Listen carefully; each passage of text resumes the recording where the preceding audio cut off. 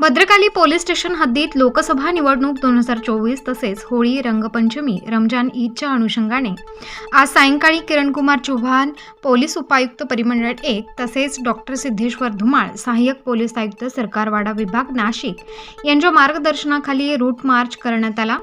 सदर route march हा Bhadrakali police station, वाकडी, बारव चौक, मंडई, Shirsat hotel, Mahatma Phule चौकी, कथडा, शिवाजी चौक, आझाद चौक, चव्हाटा, छपरीची तालीम, शिरीष कुमार चौक, गजराज चौक, नामदेव पथ, काजीपुरा पोलीस चौकी, कोकणीपुरा, उमराव मेडिकल या परिसरात हा रूट मार्च करण्यात आला। या रूट मार्चमध्ये वरिष्ठ पोलीस निरीक्षक गजेंद्र पाटील, 11 अधिकारी, 45 पोलीस अंमलदार, QRT कडील 14 पोलीस अंमलदार, CRSF कडील 2 अधिकारी, 48 अंमलदार, होमगार्ड 30 याप्रमाणे उपस्थित होते।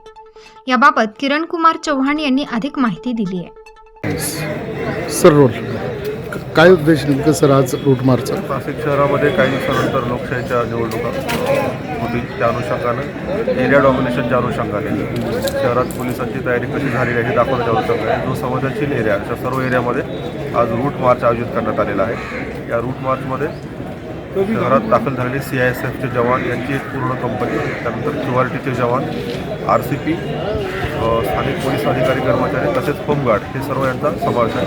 सुमारे हा एक 200 ते 250 पोलिसांचा रूट मार्च भद्रकालीच्या संपूर्ण संवेदनशील एरियातून आयोजित करण्यात आलेला आहे।